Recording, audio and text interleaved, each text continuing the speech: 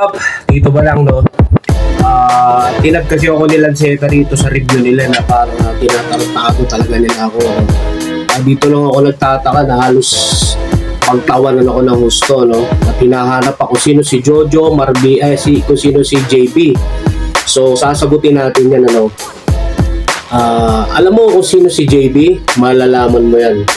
At bakit kasi ganito, no? Ni-review na ni Luni, ni-review na ni Hakata, ni-review niyo pa. Hanapan niyo ako ng butas, tapos pagtatawanan niyo ako ng sobra. So play natin. Malalaman niyo kung sino dito si Binay. Tawa lang. Ay, nako. Sino JB? Justin Bieber? Hindi, si Jojo Martinez. Si JB yung log-log pag naging adik, ganito itsura. Si JB yung walang hiya na sumira ng pangalan ko nung buhay pa si Kuya. Si JB yung tao lang pero ugali, animal. Si JB yung superstar pero plastic sa personal. Si JB ay si Luni ay si Binay. Mga pakitang tao pag nakatalikod, mga nakatakas sa...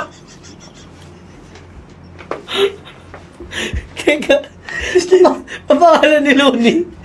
Marlon. Okay, si JB.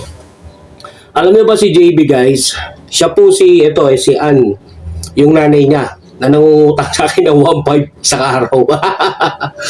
At nag-message pa ng, Bless Sunday, mga ganun-ganun pa, no? Yan si JB, okay?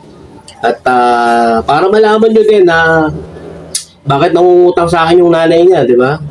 Siguro, kinakapos din sa buhay. Dapat ang pagtuunan nyo ng pansin, hindi yung mga battle na sobrang lipas na panahon. Halos isang dekada na. Para pagtawan nyo lang ako, para makakuha kayo ng views, para humita kayo. Magtrabaho kayo. Diba? Gusto nyo ng personalan, gusto nyo ng katarantaduhan, kayang-kaya natin yan. Diba? Madali lang yan. Putangin na. Sige, play pa natin. Si JB.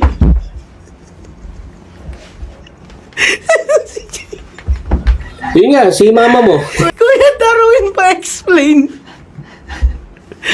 Kuya Dan, pa-explain. Sino si Jeje Marina? Nagsama pa siya ng hindi ko kakilala na halos hindi ko naman alam kung bumabattle ba yun, ano. Hindi ko kalibel. Actually, mga sabog to. Tingin ko hindi naman ako naaasar pero gusto ko lang gawing content to para pera-pera lang tao. Labasan tayo ng mga baho, di ba? Play pa natin. Kasama si Aiza, si Krega. Kevis Kalinga.